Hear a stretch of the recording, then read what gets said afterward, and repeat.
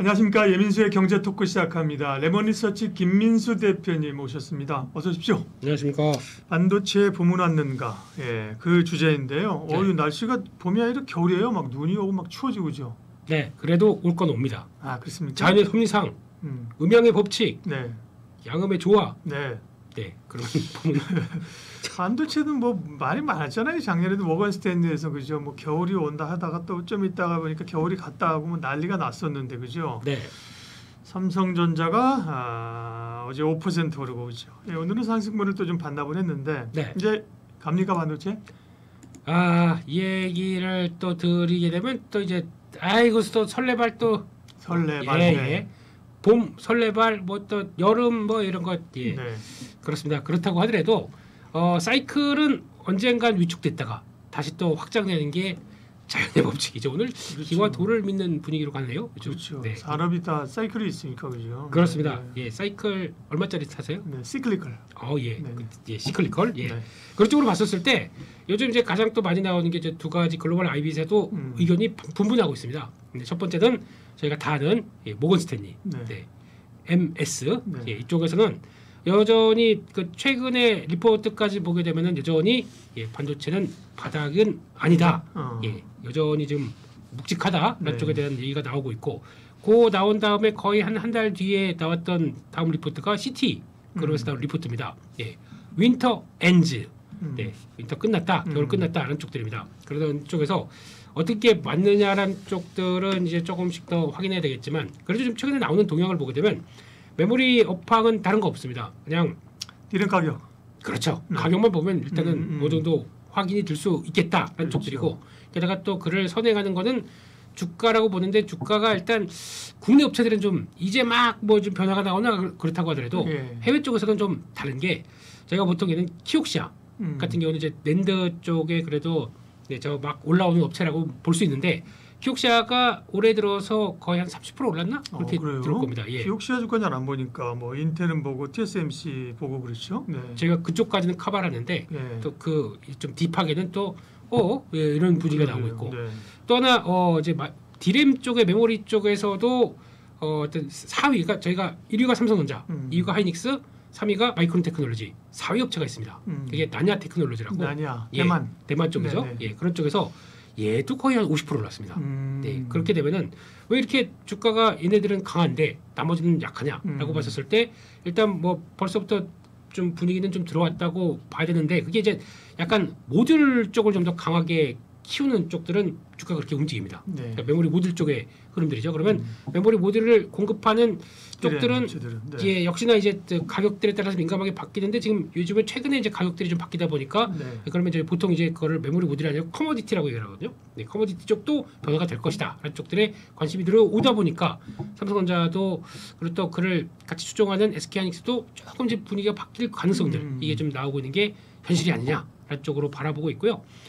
그런 측면 쪽에서 뭐 또 아직까지 얘기도 많습니다. 그 삼성전자의 그 무거운 모습들을 이제 그런 쪽과 비교를 해서 볼 수가 있겠느냐라는 쪽으로는 생각하고 있는데, 두 가지 사실들, 일단 그래도 디램 가격들은 반등한다. 그리고 또 그 반등할 때 나왔던 여러 가지 얘기 보게 되면, 일단 뭐 신경을 HBM이나 다른 쪽으로 많이 쓰다 보니까, 그러면 여기서 제대로 투자가 안 들어간다는 얘기겠죠. 그렇게 되면은 그게 상대적으로 투자가 좀 덜하게 되면은 그 공급은 제한되어 있는데, 그러면 이제 수요만 살아나게 되면 수요가 자극해서 움직인다라는 쪽으로 봐야 되겠죠. 그 수요는 지금 중국에서 나오고 있습니다. 중국에서 나오는데, 뭐 저희가 알고 있는 뭐 이구환신 정책에 따라서 뭐 PC, 뭐 또 스마트폰 이런 것들 다 보조금 주다 보니까 거기서 슥 움직이는데, 제가 느끼기에는 그거 플러스 알파, 지금 요즘 보면은 중국에 떠오르는 세븐이라고 그러죠. 타이거 뭐라고 하는 이제 그 세븐 기업들, 테크 기업들, 뭐 알리바바, 펀드도 뭐 이런 쪽들이 좀 변화가 먼저 강하다 보니까, 거기서는 이번에 민간 기업이 주도를 해서 AI 쪽에서 딥시크 봐라, 우리 하면 할 수 있다, 우리도 같이 투자하게 해주세요 하니까, 우리 시진핑, 우리는 아니죠, 시진핑 주석께서 불러가지고 독려를 하고 그런 현상이 나왔다라고 하게 되면, 여기 이렇게 나오기 시작하면서 거기서 또 나오는 것도 만만치 않다 보게 되면, 거기도 자극을 받아서 우리가 미국만 볼 게 아니라 중국도 변하고 있다는 쪽들의 수요 변화가 감지되면은 또 이런 식으로 나오는 게 아니냐, 그렇게 바라보고 있습니다.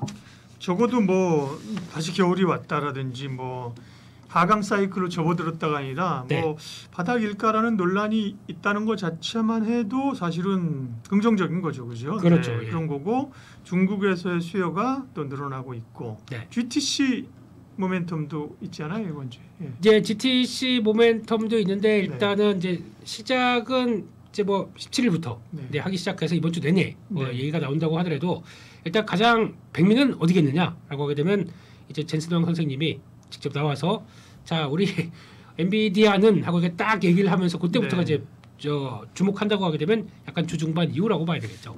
그런 쪽에서 이것도 어떻게 보면은 그냥 다른 거 없습니다. 그러니까 이걸 왜 만들었느냐라고 봤을 때 우리가 만든 GPU를 통해서 이제 칩을 만들어가고 그걸 통해서 AI가 학습하고 추론하는 과정 쪽에서 어떤 식으로 좀 더 효율적으로 나가겠느냐라고 네. 하는 여러 가지 산업적인 변화를 얘기하는 장이다 보니까 거기서 나올 수 있는 거는 뻔하겠죠. 그러니까 우리께 있어야 너희가 이런 산업이 근데 될 이제 수 지난번까지 있다. 그랬는데 그죠? 네. 뭐 블랙엘이 나오고 그죠? 새로운 이게 있어야 더 이건 더 센 놈이야. 네. 이랬는데 그죠? 네.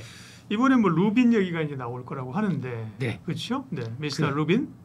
그렇습니다. 네. 예, 사람 이름하고 비슷하긴 한데 네. 근데 아직까지는 블랙웰 가지고도 말이 많아요. 그렇죠. 이게 네. 지금 제대로 그러니까 GB 200 정도만 된다고 하더라도 네.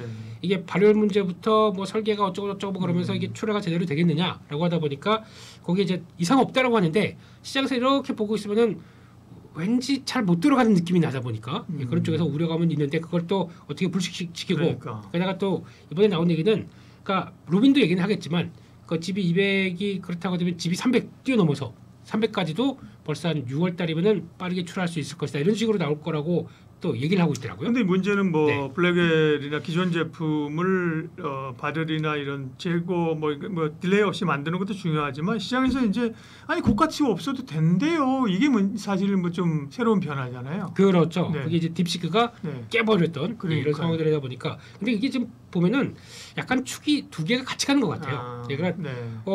딥시크 같이 가성비가 높은 AI들은 AI대로 또 쓰는 거고 하지만 좀 더 우리가 어차피 실생활에 나오는 모든 생활에 대해서 학습하고 의문에 대해서 답하고 그에 따라서 생성형뿐만 아니라 또 이제 적용되는 여러 가지 산업을 봤었을 때는 그걸 가지고 할 수 있겠냐? 그걸 그러니까 가성비가 높은 거는 가성비가 높은 대로 쓰긴 하겠지만 그 이상을 넘기 위해서는 역시 돈을 투자한다라고 하는 게 지금 빅테크 기업들의 방향이고요. 거기다 이제 돈을 계속 쓰겠다는 것들은 맞긴 맞는데 워낙 지금 미국 증시의 분위기가 안 좋다 보니까 그런 거마저도 알고 있는데 주가가 안 가. 그러면은 에이 좀 아닌가 봐 이렇게 생각되는 국민들이 있겠죠. 그런 쪽에서 흐름을 네. 보게 되면 차원은 다르다라고는 그들은 얘기하는 것 같습니다. 네, 김민수 대표님 만나고 있습니다. 어쨌든 반도체는 네. 뭐 흔들릴 때도 결국은 사실은 다 비울 수 없는 포트잖아요. 그렇죠. 가져가자고 얘기를 했던 거고요. 네. 물론 이제 우리가 삼성전자 49,900원을 기억하고 있지 않습니까? 네. 그게 이제 저점이었는데 그죠? 아 그때 내가 바닥인 것 같았어라고 하실 분들이 있겠지만 그때 홈쇼핑을 말고 49,900원 이걸 보시면 게 아니라 49,900원 샀어도 지금 4달을 사실은 옆으로 또 기었어요. 그죠? 그렇습니다. 예. 네, 그게 이제 인내심을 가지고 있을 수 있느냐인데 결국은 이제 반도체는 핵심 섹터 중에 하나이고 네. 반도체가 또 가져야 되고 그죠? 네. 그러면 이제 기업 얘기를 하도록 하겠습니다. 결국은 하이닉스 작년엔 뭐 하이닉스의 판이었는데 그죠? 그렇죠. 올해는 이제 삼성전자의 시간이 예.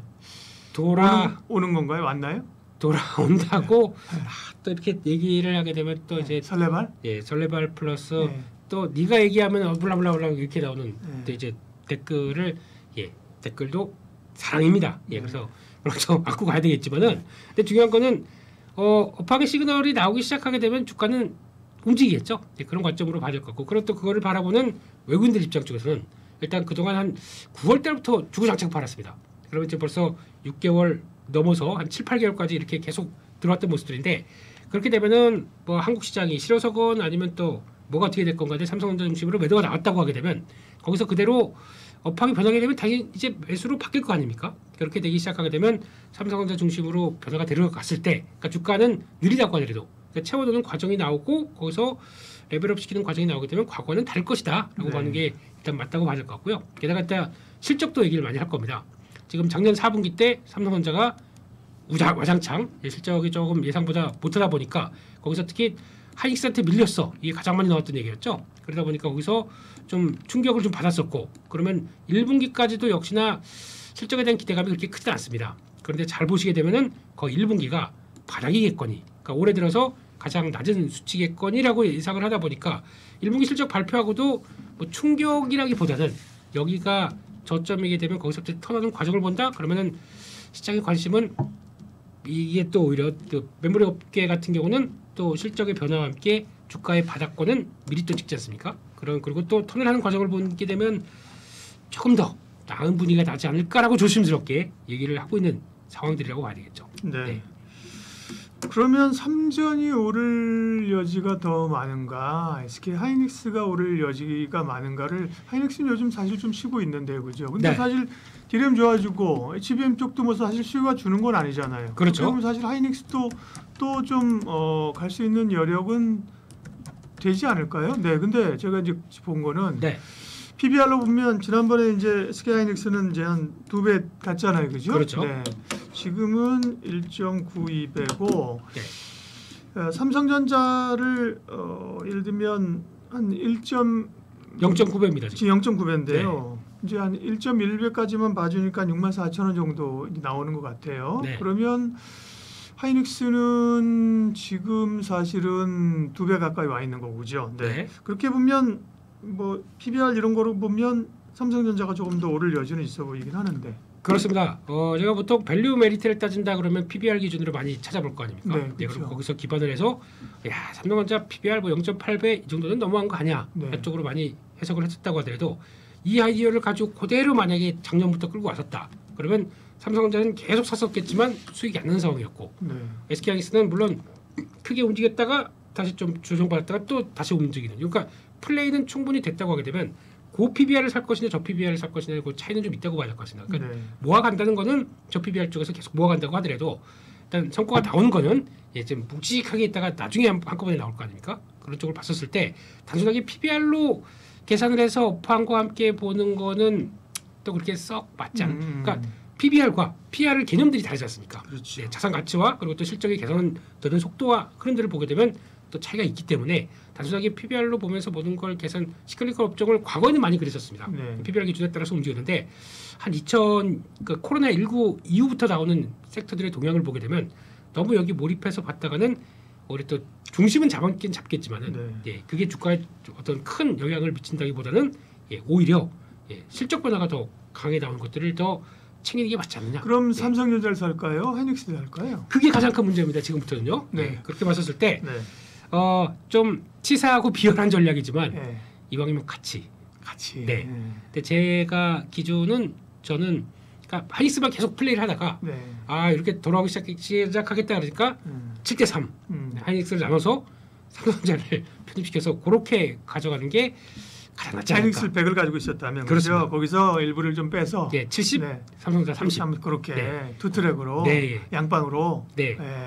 그냥 어차피 이걸 뭐 그렇다고 뭐 단기나 아니면 뭐 스윙을 할 것도 그렇죠. 아니고 네. 그러니까 사이클이 돌아갔다가 확인되는 걸 본다라고 하게 되면 네. 그렇게 가져가는 게 이번 사이클은 그래도 네. 둘 다 챙기지 않을까. 좀 비열한 전략이긴 하지만 네. 그죠. 그리고 뭐 반도체를 그렇게 많이 가지고 갈 수는 없지만 네. 좋은 전략이네요. 소부장은요. 소부장은 사실은 그 동안에 하이닉스가 가면서 결국 그 HBM 쪽이 주도했던 거 아니에요? 그렇습니다. 최근에는 뭐 유리기판이나 뭐 이런 게 같긴 했습니다만 그죠? 네. 그럼 이제 올해는 여기도 이제 HBM이 안 돼서가 아니라 삼성전자의 브라더들 쪽을 좀 봐야 될까요?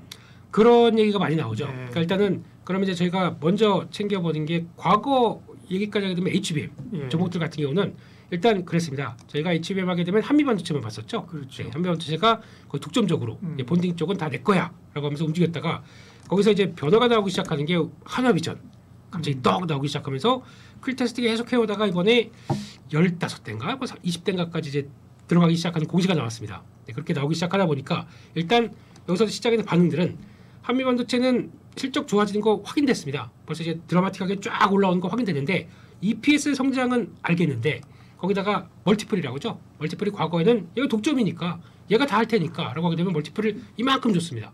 근데 하나비전이 떡 들어오기 시작하면서 잠깐만 이 정도까지 멀티플 주면 안 되겠지. 그러면서 이거를 거기까지 적용을 못 시키다 보니까 EPS 확장은 맞긴 맞는데 그거까지만 바라보는 현상들이 나온 거죠. 그래서 한미반도체는 약간 좀 한계가 있는 모습들로 보이고 한화비전은 그러면 얘는 지금까지 CCTV라고 하는 하나 비전 쪽 거기다가 하나 정밀기계 두 개가 합쳐지다 보니까 이제는 CCTV도 중국산 많이 대체하네. 거기에 같이 와. 하나 비전이 보여주는 또 본딩 쪽에서 새롭게 들어가는 쪽들을 같이 끌어오다 보니까 이게 부각을 받는 과정이라고 봐야 될 것 같습니다. 그래서 지금 대표 두 주점만 보게 되면은 네. 일단은 시장에서 반응은 하나 비전을 조금 더 그러니까 새롭게 들어오다 보니까 확장을 시키는 것은 하나 비전을 더 쳐주는 것 같고요. 그렇다고 한미 반도체가 못 가진 않을 겁니다. 실적이 나오게 되면 거기에 또 맞춰서 움직일 겁니다. 근데 그런 정도까지 그러니까 회복하는데 예전만큼의 멀티플을 확 주면서 움직인다라고 대각이 좀 어렵기 때문에 일단은 회복해서 살아날 때까지 살아나게 되면은 그때 맞춰서 좀 정리할 거 정리하고 압축해서 가는 게 맞을 것 같고 하나비전은 또 좀 눌린다 그러면 여기서 또 네. 예, 대응하고 약간 전략들이 바뀌어서 대응해야 될 것 같습니다. 물론 소부장은 종류가 많죠. 게임 네. 많은데 이제 종합 반도체로 보면 삼성전자하고 SK 하이닉스를 이제 투트랙으로 보죠. 네. 가져가는 방법. 그다음에 HBM 쪽은 한미 반도체와 한화 비전을 또 이렇게 좀 섞어서 가져가고 네.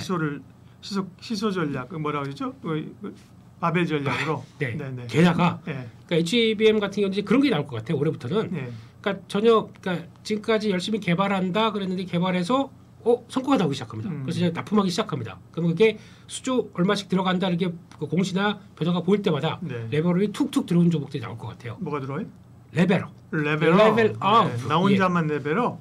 예, 나 혼내. 같이 레벨업 해야죠. 같이 레벨업. 박사님 혼자 사시려고 하시면 안 돼요. 네. 예. 그러니까 그런 쪽 종목들도 많이 보일 겁니다. 예. 그래서 처음에는 다 기대감 없다가 네. 그렇게 나오기 시작하게 되면 대표적인 뭐 테크윈 같은 경우 음. 큐브 프로버의 기대감이 상대적으로 좀 높아지고 있다고 보여지다 보니까 그런 것들도 변화가 될 것이다라고 하게 되면 이런 것들이 계속 모여서 이쪽에서도 계속 성과 기대했던 거 그 이상 그 수주 확대 이렇게 나와서 변할 수밖에 없다 보니까 그런 거 보셔야 될 것 같고 두 번째는 이제 레거시 쪽이죠. 예. 레거시 쪽도 이쪽이 그러니까 이번에 삼성전자보다 먼저 출발했습니다. 먼저 출발해서 슥 가기 시작하더라고요. 그래서 약간 업황이 턴에서 간다라고 했었을 때 삼성전자 같은 경우는 외국인들 뭐 여러 가지 변화나 이런 것들 때문에 좀 묵직하다고 하더라도 이게 턴하는데라고 해서 보여줬던 대표적인 게 한솔케미칼이죠. 이게 먼저 저점 찍고 슥 하고 움직이다 보니까 네. 메모리 업황에 대한 기대감을 충분히 안고 움직였다라는 쪽들이 이런 데서 먼저 나왔다라고 또 볼 수도 있는 거고 그렇기 때문에 레거시 쪽들의 변화가 이번에는 특이하게 소재 쪽에서 먼저 나왔고 맞아요. 게다가 어떤 제품 그러니까 약간 성과를 먼저 내놨던 장비 쪽들이 먼저 움직였고 그걸 잘 보시게 되면은 또 이번에 메모리 쪽에서 가장 많이 또 저희가 위협으로 받았다고 하는 게 중국 쪽이지 않습니까? 중국 쪽에서 CXMT 이런 쪽에서도 계속 또 우리 DDR4지만 열심히 할래라고 하다 보니까 걔들이 자립하려고 하게 되면 뭘 먼저 하냐면은 장비를 들어야 될 거 아닙니까? 장비는 저기 또 멀리서 또 뭐 좀 미국이나 뭐 일본이나 이렇게 들어오게 되면 친미 쪽에 들어오게 되면 약간 잘못하게 되면 또 규제를 많이 받다 보니까 한국 쪽에서 발주해서 들어온 게 되게 많습니다. 그러니까 작년에 4분기 때 중국 향으로 들어간 매출이 나와서 선방했던 섹터들이 많거든요. 그러면 여기서 중국 쪽에서 나오기 시작하면서 실적은 선방했고 거기다 플러스 알파로 업황까지 돌아간다. 그러면 업이 더 되는 거 아닙니까? 예. 중국 향으로 매출이 많이 나왔던 종목들 쪽은 오히려 지금 시장에서 더 부각을 받고 각광을 받고 있구나. 대표적인 게 주성 엔지니어링이죠. 네, 이거 같은 경우도 오히려 생각보다 빨리 움직였고 생각보다 그쪽이 바탕이 돼서 움직이다 보니까 그런 식으로 더 고점을 빠르게 찍는다. 그런 쪽에 변화가 나오기 시작하는 거죠. 조선은 네, 조선합니까? 조신하게 가야 되는데요. 오케이, 맞아요. 네, 네. 그냥 저희 한국인의 네. 그 투자 마인드답게 네. 불끈불끈 가고 있다 보니까 참 어렵습니다. 근데 사실 방사는 뭐 조선이랑 방산이랑 비슷한 개념이거든요. 네. 트럼프의 수혜주이고요, 그죠? 그렇죠. 그다음에 고밸류에 대한 부담도 있었고, 그죠? 네, 예. 그러다가 사실 방사는 뭐 지칠 줄 모르고 지금 그죠? 불을 뿜고 가는데 네, 얘는 물이라 그렇구나, 그죠? 조선은 바다라 예. 물이 있어서 사실 조금 쉬는 듯하다. 오늘은 사실 또 기자재가 강했는데, 그죠? 그렇죠. 조선주 전반적으로 얘기하게 되면. 네, 오늘 아침에도 리포트 보니까 뭐 일부 뭐 종목들은 방산이랑 산령이 상관없다, 그죠? 이런 좀 부정적인 리포트도 좀 나왔었고, 네. 조선주는 지금 어디쯤 가고 있습니까? 네, 일단 조선주를 볼 때 일단 하나오쇼부터 얘기를 해야 될 것 같고요. 하나오션부터. 네. 하나오쇼부터 시작을 하게 되면 개인적으로는 사주의 말씀부터 드려야 되면서 네, 해야 될 수밖에 없는 게 좀 네. 마음 아프고요. 그러니까 그렇습니다. 그러니까 일반적으로 이제 매매를 한 트레이더 입장적으로 보게 되면 하나오션 이제 한 4만 원대 중반에서 5만 원대까지 온다. 그러면은 이제 그 여기서 이제 제가 이제 여기서도 많이 좀 공부를 하고 또 이제 뉘우치는 게 나오기 시작하는 거죠.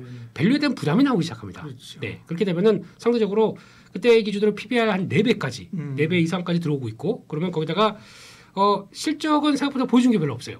지난 4분기 정도 전까지는 그렇게 되면은 이렇게 됐을 때는 확산이 나오든가 기자료로 또 돌아가든가 그러면서 여러 가지 다변화된 모습이 나올 것이다라고 보면서 한옵션 줄여서 물론 키워드는 줄입니다. 근데 네. 그 얘기를 들으신 분들이 그냥 매도를 하셨겠죠. 그렇죠. 매도하시고 이렇게 가다 보니까 한옵션만 내면 LI 이런 쪽으로 많이 얘기를 하셔서 또 올라서 네. 8만 원까지 8만 1천 원까지 왔네요. 거기서 거의 아니 5만 원에 뭐 수익 내고 팔았으면 뭐 그죠. 그렇지가 않습니다. 원래 주식하는 사람들 아시잖아요. 네, 그래서 수익이 나서 막 100% 내고 팔았습니다. 근데 100% 더 갑니다. 그렇죠. 승질이 나요. 이게 그렇죠. 어쩔 수 없는. 예. 그리고 해발라 그래가지고 말이야. 이제 누가 나한테 그런 얘기를 했지 네. 찾아보다가 저놈이야 이렇게 되면 이제 예, 죄송합니다. 역시나 네. 더 못 드시게 해드셔서 죄송한 말씀은 드리는데 중요한 건 거기서도 많이 깨우쳤었어요. 그러다 보니까 단순하게 이제 예전에 아까 SK 하이닉스 말씀드릴 때도 그랬지만은 네. PBR이 이게 한계가 들어가는 것보다 확장이 됐을 때 나올 수 있는 아이디어를 갖다 붙였을 때는 이거보다는 더 크게 움직이는 게 시장의 주도주고 그렇죠. 주도 섹터고 아니 갈 때는 못 말리는 거죠. 그렇죠. 그렇죠. 예. 지금의 하나그룹이라든지 뭐 에어로스페이스도 마찬가지고 그죠. 그렇습니다. 예전에 보면 뭐 그렇죠. 하이닉스도 그랬고 그 전에 뭐 에코프로도 그렇고 그죠. 뭐 말해 뭐예요. 그러나 어쨌든 우리가 밸류는 알고 있어야죠. 그렇습니다. 그래야 예. 뭐 어디까지 갈지 보든지 흔들리더라도 이제 근거를 가질 수 있는가 그러니까 보는 거고요. 네, 그렇습니다. 그래서요. 네. 그래서 이제 결론적으로는 올해 딱 들어오면서 이제 흐름 보게 되면 또 여전히 강한 모습들입니다. 근데 거기서 나왔었을 때가 일단 부정적으로 감축되는 것은 그러겠죠. 신조선가 지수 같은 경우는 지금까지 이제 지난번 작년 과거에 2007년도 2008년도 나왔었던 때 가격까지는 못 갑니다. 그 근처 비슷하게 왔다가 살살 무너지고 있어요. 근데 그런 쪽들이 아무래도 중국이 열심히 수출하다 보니까 중국은 상관없어 그냥 다 받겠어라고 하는데 이런 걸 좀 같이 조금 더 와서 좀 튕기고 다 찼으니까 나 비싼 것만 받을래라고 하게 되면 근데 그런 거 싹 다 받아가니까 신조선까지 저건 그쪽에 좀 맞추는 분위기겠죠. 네. 그런 쪽들이 나오고 게다가 인플레이션 강하게 나왔던 것들이 소화가 되다 보니까 나왔던 부분들도 있고 그런 쪽들이 신조선까지가 약간 꺾인다. 그리고 올해 발주량을 보게 되면 최대 전망하는 쪽들은 올해 글로벌 발주량이 관세다 뭐다 무역 요즘에 SCFI 쭉쭉 빠진 거 보세요.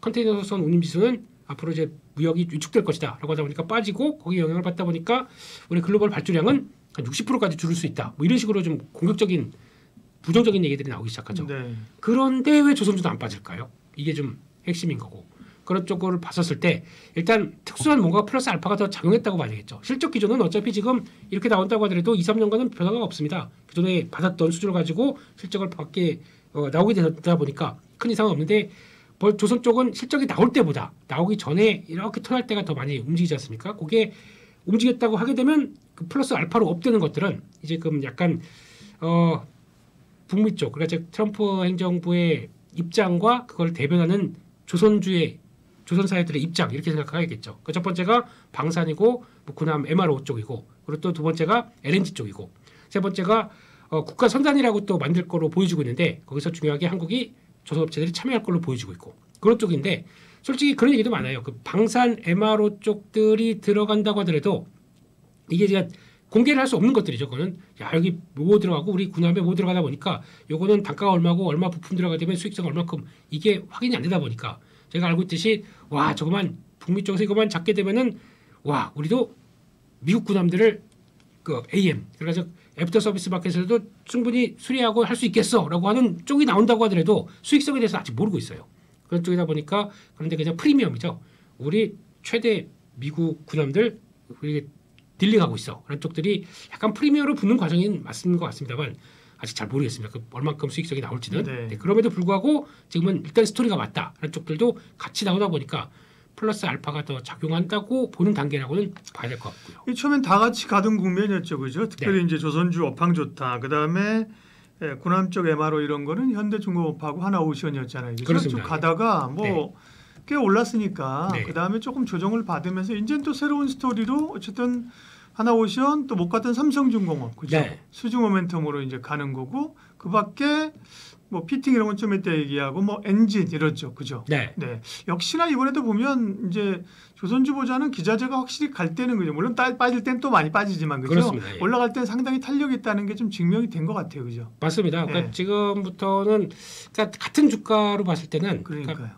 이제 주가가 올라왔고 그러면은 약간 좀 후행적으로 들어오게 되면 그러니까 배를 발주를 받아서 그러니까 수주를 받았습니다. 그렇게 되면 이제 의리 만들기 위해서 설계하고 이렇게 끝나는 기간 끝나고 그다음부터 여기서부터 이제 요거 뭐 덱하우스라고 해서 그렇죠. 예 선원 묶는 쪽 아니면 뭐 탱커 뭐 이런 쪽들 쭉 나오게 되게 되면은 여기서 이제 후행적으로 나오기 시작하겠죠. 그러면 발주가 후행적으로 나오고 발주했던 것들이 순차적으로 들어오고 하게 되면 살짝 턴어라운드하는 조선보다는 늦는 건 사실입니다. 네. 늦는 건 사실이지만 생각보다 강한 어떤 실적의 변화가 들어온다 그러면 그만큼 예전만큼의 인플레이션이 있다 보니까 그만큼의 또 단가도 더 쳐줘야 될 거고 그렇게 되면은 오히려 기자재 쪽들이 지금 앞으로 기대감이 높은 게 현실이라고 봐야 되겠죠. 네. 근데 거기서 뭘 보느냐 그런 그렇죠. 쪽으로 봤을 때 이번 사이클은 그래도 아무래도 엔진에 대한 기대감이 좀 높은 거죠. 예. 네.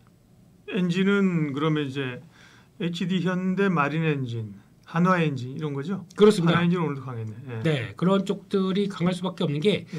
엔진이 일단 쇼티지 쪽으로 나올 수밖에 없는 게 네. 국내 조선사도 커버하고 중국도 줘야 되고. 중국도 커버를 하죠. 왜냐하면 아직까지 중국 조선의 기술에 대해서 그렇게 강한 확신이 못 들다 보니까 네. 예, 그리고 또 효율이라고 그러죠. 연료 효율 같은 경우도 그만큼 못 따라온다고 생각하다 보니까 우리 배는 너희한테 주는데 계약상으로 엔진은 한국 거 써라 이런 쪽으로 나오게 되면 거기에 나오는 또 수주 물량들도 요즘 최근에 나오는 수주 엔진 업체들의 수주 보게 되면 중국 선사 쪽으로 꽤 들어오고 있습니다. 네. 그렇게 들어오게 됐을 때도 플러스 알파가 될 거고 그러나 플러스가 더 되는 것들은 이제 또 국제회사기구 쪽에서 나오는 친환경 쪽에 대한 에너지를 써라라고 하는 압박들이죠. 그러니까 적어도 저 밖에 태평양 가운데 갔을 때는 뭐 디젤을 벙커CU를 쓰던 뭐 상관없어라고 하지만 연안으로 들어오게 되면 그거 다 그 시커먼 연기 다 우리가 맡아야 돼? 그러면 항구들은 다 엉망될 텐데 그러다 보니까 거기서는 연안 얼마부터는 여기서는 바꿔서 LNG나 암모니아나 뭐 여러 가지로 바꿔서 들어와라라고 하는 규정들이 나오기 시작할 텐데 그게 또 하나의 규제 요인으로 나올 수가 있겠죠. 그렇게 되면 그거를 바꾸기 위해서는 엔진 업체들이 역할을 좀 해야 되겠죠. 그렇게 되면 또 교체를 하려는 엔진들이 또 많아질 것이다라고 하는 그 부분들도 또 하나의 큰 거로 작용한다 그러면 이것도 아마 슬슬 또 이제 교체 그러니까 같은 그 엔진이라고 하더라도 이중연료라고 그러죠. 그러니까 벙커CU 들어가고 거기다가 LNG 들어가고 하는 이쪽들로 둘 다 혼용 가격을 쓰게 하는 거는 엔진의 가격들이 더 비쌀 거 아닙니까? 그러면 피해 상승이 나올 거고 게다가 또 그런 교체 수요가 많아진다 Q가 또 올라갈 거고 그러면은 엔진 업체들한테 가장 네. 좋은 모습들이 나올 수 있겠죠. 대형 이제 조선사가 있고 그죠? 네. 그다음에 이제 조선의 그 메인 장비인 이제 엔진 쪽에 있는 거고요, 그죠? 거기까지 얘기했고 그다음에 이제 피팅 이런 쪽인데요. 그렇습니다. 피팅 쪽은 사실은 원래 이제 조선주에 아까 말한 것처럼 수주가 일어나고 나서 다음 단계로서 발주가 일어나는 데 기대감과 함께 지금 이제 트럼프의 LNG가 붙은 거잖아요. 그렇습니다. 그렇죠? 예. 거기에 플러스 알파가 또 더 확장된 거죠. 그러니까 미국이 붙어서 플러스 업이 되는 것들 이런 과정들이 나오는 게 이제 또 피팅 밸브 거기다가 또 본행제 LNG 어차피 LNG 운반선이 저 알래스카에 LNG를 개발하게 되면은 그거 저 위쪽에서 했다가 1,300km 가지고 끌어와서 앵커리지에서 거기 수출 터미널을 만들고 그거 가지고 배로 운반할 텐데 그렇게 됐었을 때 그러면 배에 들어가는 단순하게 들어간 이제 관 들어갈 거고 거기 피팅 밸브 들어갈 거고 본행제 들어갈 거고 하는 것들에 LNG선에 들어가는 기자재 플러스 알파 게다가 또 지금 거기 LNG 쪽을 터미널을 개발한다라고 하게 되면 터미널을 보통 보면 이제 육지에 들어오는 게 아니라 해상에서 연결되는 게 많습니다. 그렇죠. 그러다 보니까 에코하는 시설 FLNG 같은 경우도 해양 플랜트 쪽으로 많이 얘기를 하거든요. 그걸 잘했던 회사가 삼성중공업이다 보니까 그쪽에 대한 기대감이 좀 쌓이면서 적어 들어올 수 있겠다라는 쪽들이 이제 주가에 또 작용을 하는 걸로 봐야 될 것 같고요. 그런 쪽에서 보게 되면 아까도 또 보다 보니까 저기서 끌어와서 그러면 진짜 시초하는 데는 따로 있고 거기서 터미널까지 올 때는 그러면 그것도 강관으로 이어지겠죠. 그러니까 그 강관 업체들도 요즘 막 부각을 받고 있는 거고 그런 쪽에서 또 그 알래스카입니다. 얼마나 춥겠습니까? 그러다 보니까 거기서 들어가는 내 마모성 또 극 좋은 버틸 수 있는 것들이 뭐 고만간 강관 이러면서 또 부각을 받는 거죠. 그런 쪽들도 하나로 또 연결이 되는 구조고 그러니까 LNG가 출발해서 투자 아이디를 여기까지 막 던져주는 거죠. 그런 쪽으로 보고 있고 그런다고 하더라도 이제 LNG 운반선들은 이제 시작이다라는 관점들이죠. 여기서 지금 갖고 있는 편대 가지고 미국에서 뽑아낸 거 가지고 다 소화할 수 있겠느냐라고 하다 보니까 그것도 확대되는 과정들 좋은 거 다 나왔네요 보니까요. 네. 그러면 지금 말씀하신 걸 좀 묶어서 지금 시점에서 관심 종목을 가질 수 있는 건 어떤 겁니까? 그러면? 사실은 또 일정 부분 오른 측면도 있어요. 피팅 업체 같은 데 이렇게 올랐어요. 그죠? 그걸 감안하고 보셔야죠. 그러니까. 네, 감안하고 보셔야 될 것 같고 그러니까 이제 LNG 쪽에 대한 관심은 높아진다라고 하게 되면 거기서 나오는 밸류 체인들을 또 보시면서 아까 말씀드린 관광부터 시작해서 업스트리밍 쪽이죠. 관광부터 시작해서 또 이제 피팅 밸브, 보냉제 이런 쪽, 보냉제 같은 경우는 이제 미드스트림 쪽에서 가까운 쪽으로 나온다고 하더라도 이런 관점들은 계속 봐야 될 것 같고, 근데 제가 보기에는 상대적으로 그런 건 좀 있을 것 같아요. 그러니까 그 많이 뽑아낸 LNG를 가지고 뭘 할 것이냐라고 하게 되면 할 건 하는데 가장 많이 할 게 이제 LNG 복합 화력 발전일 거 아닙니까? 지금 그걸 가지고 뭐 난방을 뭐 사우나 만들 수도 없는 거고 집에다가요. 그렇게 되면 난방 쪽이 아니라 화력 발전 쪽으로. 그래서 전력이 부족한 거를 이쪽으로 채우겠다라는 쪽들이 더 나오기 시작하게 되면 많이 뽑아내니까 가격은 떨어지다 보니까 그런 쪽에서 나오게 되면 아마 발전 관련된 쪽에 대한 변화를 가져가는 종목들이 더 그렇게 오리도 올랐습니다. 이쪽도요. 근데 그쪽이 배열 회수 보일러 관련된 쪽에서 S&T 뭐 에너지 이런 쪽들 이런 것들도 계속 요즘 보게 되면은 많이 올랐는데 이게 지금 실적 대비해서 아직 뭐 보여줄 것보다 이제 더 그러니까 보여줄 게 더 많다 한쪽에 대한 변화들도 나오다 보니까 이런 것들은 또 계속 관심을 받는다고 봐야 될 것 같고요. 그런 쪽에서 또 조선 기자재 쪽에서는 아직 좀 덜 오른 종목들은 좀 있다라고 봐야 되겠죠. 그런 쪽에서 실적이 어떻게 터졌느냐라는 쪽에서 뭐 이제 탱커 관련된 쪽에서 강자가 이제 세진중공업 같은 경우도 이게 실적이 조금 좀 덜 나오나 싶어서 근데 이게 자꾸 이연되는 게 있어요. 그러다 보니까 좀 덜 나오는데 근데 확인된다라고 하게 되면 가장 좀 탄력적으로 움직여도 될 종목이 아닌가 싶기 때문에 이런 것도 봐야 될 것 같고 또 하나 뭐 오리엔탈 전공이라고 오리엔트 전공 아닙니다. 이거는 그분 관련주니까 제가 뺄게요. 이거는 잘 모르겠고요. 오리엔탈입니다. 예, 이 회사는 핵심이 그 LNG 선에 들어가는 크레인 있죠. 그 거기 보냉제 들어갈 때 이렇게 같이 들어가는 크레인. 그렇게 들어간 쪽에서 시장 점유율 1위입니다. 국내 업체들은 다 여기서 주문하고 있고요. 그러면은 LNG 관련된 쪽에 수혜를 받을 수밖에 없는 쪽들인데 요거는 조금 이제 좀 덜 간 모습들이 있죠. 이런 것들이라든가 아까 또 말씀드렸듯이 저희가 이제 뭐 이전에 STX 중공업이 했던 한화마린 엔진 HD 현대마린 엔진 한화 엔진 뭐 그리고 또 STX 엔진 이런 업체들 있지 않습니까? 거기 납품하는 부품사들은 또 실적이 좋아질 거 아닙니까? 그런 것들을 봤을 때는 뭐 최근에 움직이는 케이프라든가 뭐 KSP 이런 종목들도 연관을 시킬 수가 있는 거죠. 네. 조선주. 네. 조선주의 상승 가능성. 그러니까 다시 말씀드리지만 조선주도 이제 뭐 같이 오르는 국면은 좀 이제 그죠. 보다는 선별적으로 오르는 그죠. 그렇습니다. 네. 그때 모멘텀 맞춰서 이렇게 다양하게. 그러니까요. 네. 해운은 뭐 별로 모멘텀을 이어가지 못하네요. 반짝했다 그죠. 네, 그래도 요즘 BDI 지수가 조금 올라오길래 그러게 되면은 그 BDI 그러니까 벌크선 쪽의 종목들이 좀 움직이나 싶었더니 이게 그러니까 올라오는 게 그냥 계절적인 정도까지 얘기를 하는 거 말고 지금 가장 걱정하는 건 그거 같습니다. 여전히 지금 나오고 있는 관세로 촉발되는 무역 전쟁을 따라서 이거를 전 세계의 무역 교역량이 위축되게 되면 배 많이 놀 거야 이런 쪽으로 나오다 보니까 그러니까 SCF니까 컨테이너 운임 지수는 쭉 빠지고 BDI는 살짝 올라오는데 이것도 다시 내려갈 거야라고 하는 얘기가 나오다 보니까 힘을 못 내네요. 벌커선 쪽들도요. 네. 조선주에 대한 투자 아이디어들, 뭐 조선, 방산, 전력기기 뭐 3대장이었는데 그죠? 여전히 뭐 완전히 추세가 꺾였다고 보지는 않는 거고요, 그죠? 전력이나 조선도 그렇고요. 조선은 이제 말씀하신 것처럼 기자재 그다음에 수주 모멘텀으로 강한 흐름들이 하나그룹도 강하고 해서요. 여전히 이제 관심 있게 보아야 됩니다. 네. 하나에어로스페이스는 77만 원 봤었는데 한 분위기는 옛날 삼양라면도 그렇고 보면 뭐 한 100만 원 가자는 분위기네요. 되게 특이한 게요. 지금으로부터 바야흐로 한 달 전만 하더라도 하나에어로스페이스의 가격이 앞에 4자였습니다. 분명히 기억합니다. 한 달 사이에 무슨 일이 벌어진 겁니까? 거의 70% 80%가 올라갈 정도로 이렇게 바뀌었다는 얘기는 뭔가 많이 크게 바뀌었다는 얘기겠죠. 저희 40만 원대도 단기적으로 좀 이거 많이 오른 거 아니야? 라는 쪽에서 또 이제 밸류 따지기 시작하게 되면 이것도 한두 끝도 없죠. 그때 같은 경우 물론 이제 작년 4분기 때 실적이 확 돌아서다 보니까 이게 일회성 실적이 아니라고 하게 되면 올해 실적 괜찮을 거야라고 하면서 들어갔던 부분들이 올 들어만 134% 올랐네요. 네. 네. 지금 뭐 하나에로스페이스가 있는 사람과 없는 사람으로 구별되는 거 아니에요, 시장은?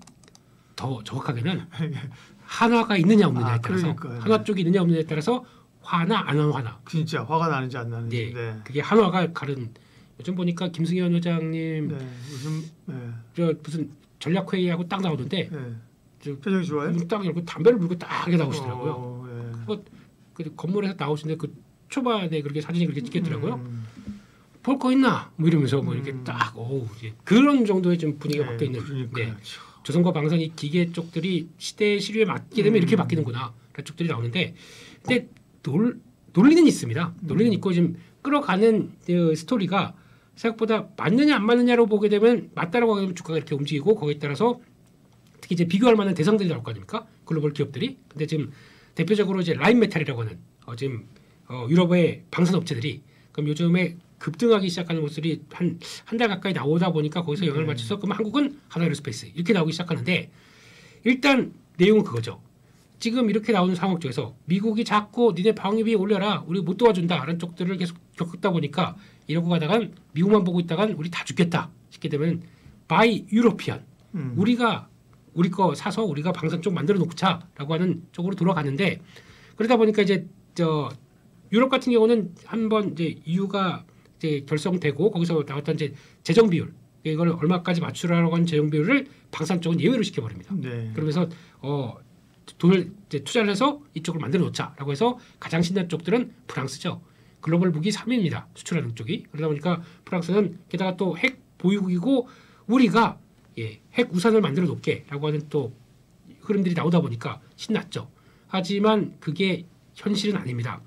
프랑스 같은 경우도 라파엘이라고 하는 라파엘 그룹의 그 전투기 있죠. 그거를 지금 그 아랍에미리트인가 거기서 15대를 주문을 했거든요. 그거 다 주는 데까지 12대. 그러니까 네. 5년 걸렸습니다. 5년. 1년에 2대 만들어요. 그렇게 느려요. 그냥 잠깐만 우리 회식하는데 그 꼬냑이나 한잔 마시고 이렇게 하고 또 할 거 다 하고 낮잠 자고 하고 그렇게 나오게 되면 승질 나죠. 주변 사람들은. 네, 그렇다고 거기 아니게 되면 또 맡길 데도 없나? 그럼 또 미국인데 미국인 왠지 또 하기 싫고 그러면 이제 중간에서 뜨는 데가 이렇게 되다 보니까 이제 이 유럽 쪽 자기네가 돈 써서 좀 자립을 하려고 하는데 그 공급망 만드는 데는 최소한 5년 이상은 걸립니다. 공장 수리해야 되죠. 또 거기다가 부품 공급 라인 만들어야 되죠. 거기다 가동률을 올려야 되죠. 5년 가까이 걸리는데 거기서 제대로 대응을 할 수 있겠습니까? 그러다 보니까 아직까지는 미국가 지금 유럽에서 방산 지출 관련된 쪽에서 가장 많이 쓰는 쪽들이 미국입니다. 아직까지는 미국이 한 50% 이상 차지하고 있고 거기다가 EU 쪽에서 자체 조달하는 게 20에서 30%밖에 안 됩니다. 나머지 3위가 어딘지 아세요? 코리아. 네. 한 10에서 15%. 우리가 벌써 그렇게 비중을 차지하기 시작했습니다. 그러다 보니까 거기서 의외로 거의 미미하던 쪽에서 그냥 맨날 북한하고만 왔다 갔다 하는 쪽으로 알았는데 어느 날 이렇게 가성비, 납기, 그리고 뭐 빠른 배송, 뭐 거의 뭐 배달의 민족 아닙니까?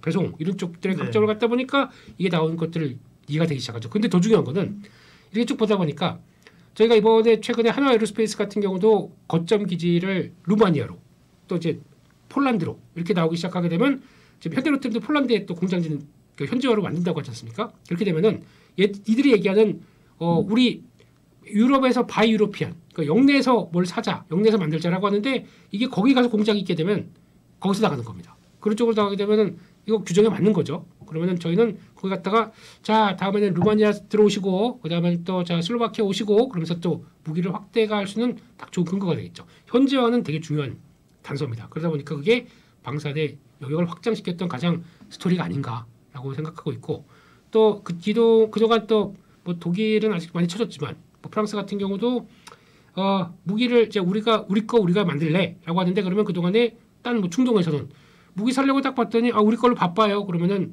어디 가서 삽니까? 그러면 또 저기 나오는 한국 이게 또 스토리가 되다 보니까 주가 오르니까 좋은 얘기 많이 나왔습니다. 네. 일단은 유럽 모멘텀이 지금은 강한 거죠, 그죠? 유럽의 자체 이제 무장화 이런 거고요. 네. 다른 쪽 뭐 그다음에 또 보면 뭐 중동, 뭐 아시아, 뭐 그렇죠? 뭐 이런 쪽으로도 수출 모멘텀 또 좀 확산이 되는 것 같더라고요. 그렇습니다. 이제 그게 또 하나 확산되는 게 또 중요한 변화고요. 그러니까 이게 보통 보면은 이제 산업을 볼 때 Q의 확대라는 것들 나오지 않습니까? 근데 이제 방산을 보게 되면 P 같은 경우는 일단 가격이 정해질 수밖에 없습니다. 거기다가 지금까지는 내수 쪽이다 보니까 국방부나 아니면 또 한정된 쪽으로 대상으로 한다 그러면 영업이익률이 1% nem짓.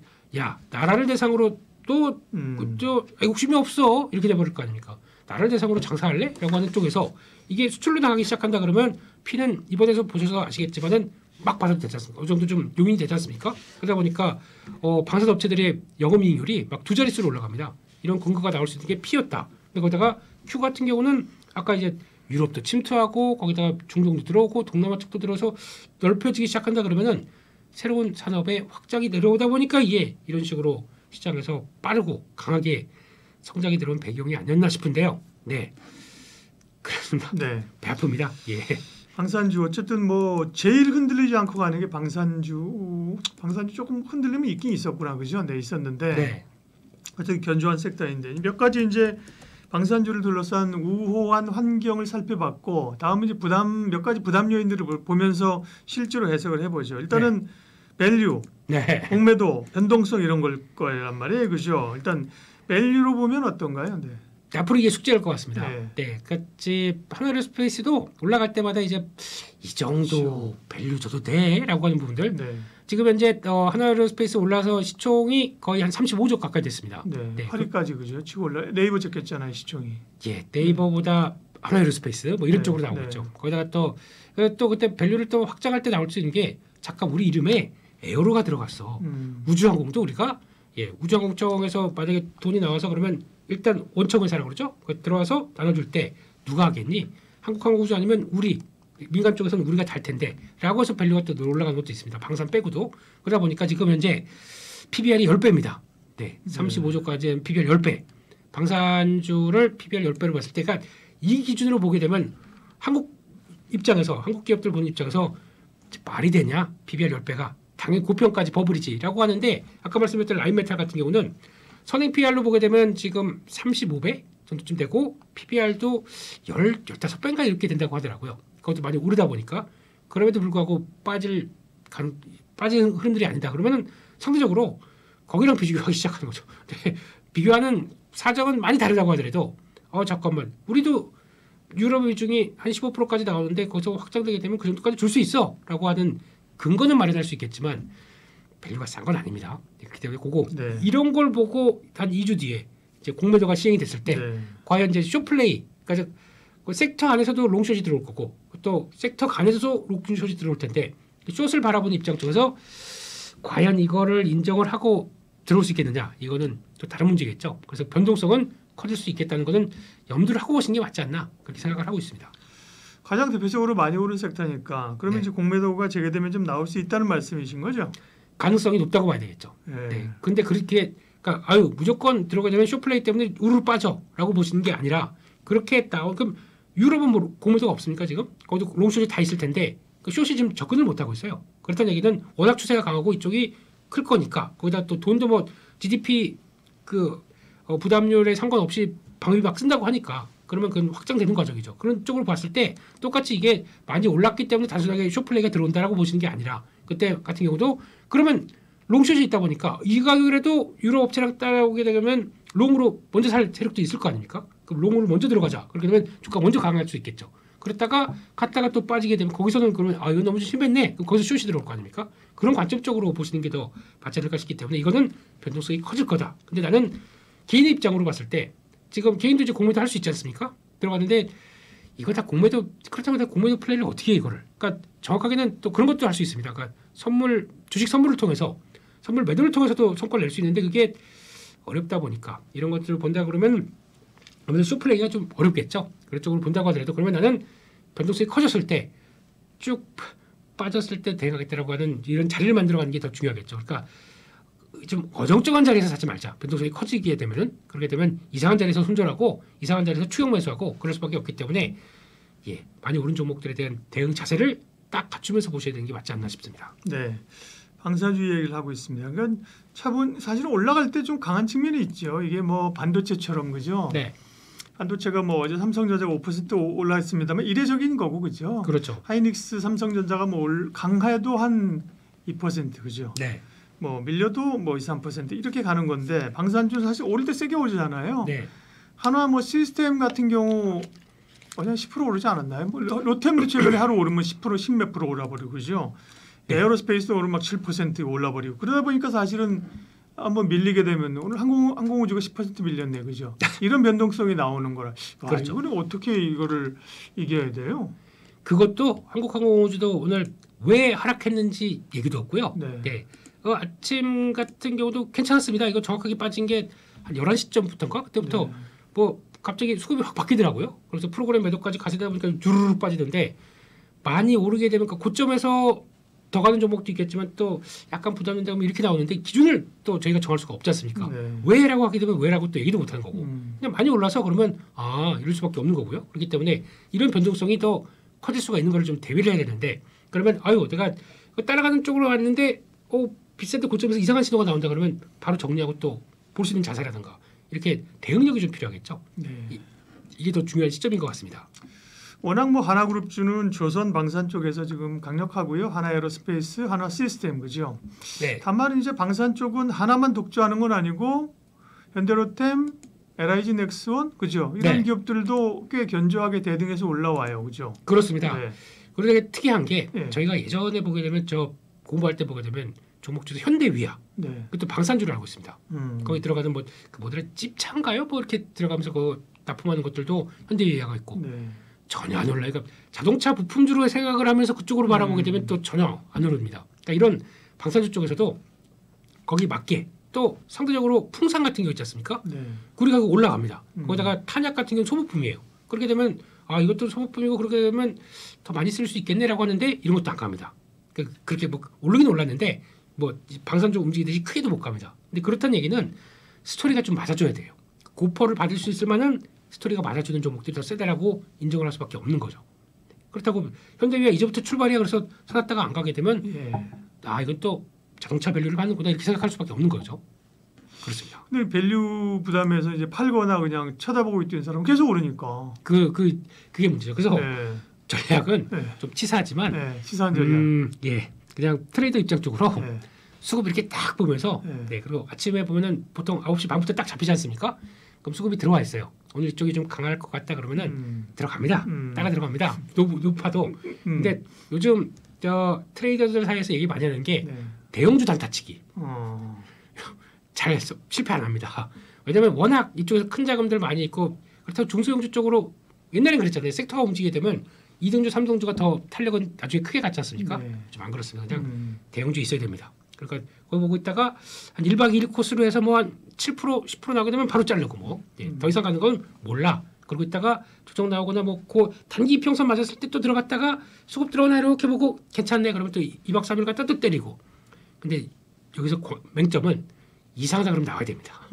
가다가 뭔가 오늘 같이 한국항공우주처럼 갔는데 뭔가 이상하다 그러면 빨리 손 대응할 수 있으신 분만 가능한 거지. 이게 그냥 그렇죠. 하고 그냥 놓치다가 또 고점에서 그냥 우르르 또 15% 20% 금방 내려올 수도 있기 때문에 대응력이 제일 중요한 거겠죠. 찜찜하다고 이제 가면 안 되는 섹터라는 거죠, 그죠? 이런 것들이 많이 올랐기 때문에 네. 인정을 하고 그 추가 시세를 이용할 것이냐. 그러게요. 그러면 인정 안 하겠어, 안 하겠어 그러면 부러워하시면 안 됩니다. 아무리 에어로스페이스가 뭐 100만 원 간다고 하더라도 내 거 아니야라고 생각할 수 있는데 막상 주가 보고 있으면 내 거 안 가고 있고 그건 계속 가고 있고 그러면은 어떤 마음이 들까요? 그렇게 보면 로봇 관련주도 좀 비슷하고 그죠? 가는 거 갔다가 쭉 하다가 또 훅 빠지고 그죠? 이게 어떻게 이제 종목 토로의 토로회장이 된 심정 토르한테 물어보겠습니다. 네, 토르한테. 네. 그래요. 방산도 사실 뭐 없기도 그렇고 그죠? 신규로 들어가기는 그렇고 결국은 뭐 그러면 좀 조정시의 용기를 좀 내볼 필요가 있네요, 그죠? 조정시도 무서워요. 요즘 같은데 이렇게 올라갔다 이제 조정이 딱 나왔잖아요. 일반적으로는 들어가는 게 맞습니다. 근데 들어가는 게 맞는데 근데 지난번에 하나에어로스페이스가 한 3일 동안에 한 15% 빠진 적이 있습니다. 그렇죠. 그쪽에서 그러면 그때 자리는 들어와 있어요. 들어가도 되는 자리입니다. 근데 음봉이 딱 들어왔는데 사고는 싶은데 왠지 손이 안 나가는 그런 자리 있죠. 네. 그래서 아예 내일 보고 사세요. 그럼 내일 갭상승해서 또 날립니다. 그러면 아예 또 지났네. 이거 몇 번 하게 되면 그냥 손 못 대는 거죠. 그러다 보니까 좀 용기도 있어야 될 것 같고 그리고 거기다가 지금 약간 그렇다고 해서 이걸 내 계좌를 다 밀어낸다든가 그렇게 하기는 또 어려운 일이고 네. 일단 컨트롤의 영역으로 들어왔다라고 애써 그렇게 표현할 수밖에 없을 것 같습니다. 하나만 더 여쭤보면 이제 방사는 그렇고 그에 비하면 우주항공 같은 경우는 뭐 모멘텀이 좀 약합니다. 그죠? 보통은 방산 우주항공이 같이 가는데 근데 뭐 우리가 알고 있는 뭐 AP 위성, 뭐 인텔리안 테크, 세트레가이, 뭐 그죠? 이런 위성 쪽도 한동안에 이제 뭐 좀 관심이 있었는데 그죠? 방산이 워낙 가서 그런 건가? 관심을 좀 수급을 못 받고 있다고 봐야 되나요? 제가 보기에는 테슬라가 힘을 못 써서. 그러니까 테슬라의 또 하나의 축이 로봇도 있을 거고 그렇죠. 우주항공이 있을 텐데 스페이스 X 가지고는 얘기가 계속 많이 나오고 있고 또 유럽 같은 경우도 우리 이제 텔셋 그걸 유텔셋 이거 가지고 우리 자체적으로 이제 테슬라 거 안 써. 그리고 또 교축한다 그래서 기대감이 클 수도 있습니다. 근데 몇몇 종목만 강할 뿐이지 대표적인 게 세트레가이 같은 경우도 해상도 높이는 쪽에 또 위성 항공 솔루션을 갖고 있다 보니까 그런 쪽들은 강합니다 또. 근데 약간 예전에 테슬라랑 그 스페이스X랑 했던 쪽들은 못 움직이네요. 그렇기 때문에 이것도 세부적으로 움직이는 쪽에 대한 또 추세 보면서 대응할 수밖에 없기 때문에 거기서 또 선별하는 것도 되게 또 중요하다고 하겠죠. 한때는 뭐 테슬라가 상승의 근거였는데 지금은 그죠. 테슬라랑 엮여 있으면 다 좀 약한 흐름들로 일단 피해 이러고 있지 않습니까? 그러니까요. 엔비디아가 약하니까 뭐 관련주들도 그죠. 뭐 하이닉스도 좀 주춤거리고 있고 못 가죠 상대적으로요. 그러니까요. 그러니까 영원한 건 없는 것 같아요 시장이 그죠. GD 선생님께서 얘기하셨습니다. 네, 영원한 건 절대 없다고요. 절대 없어. 따라하셔야죠. 네, 못하겠습니다. 방산 이야기였습니다. 김민수 대표님 함께했습니다. 고맙습니다. 감사합니다.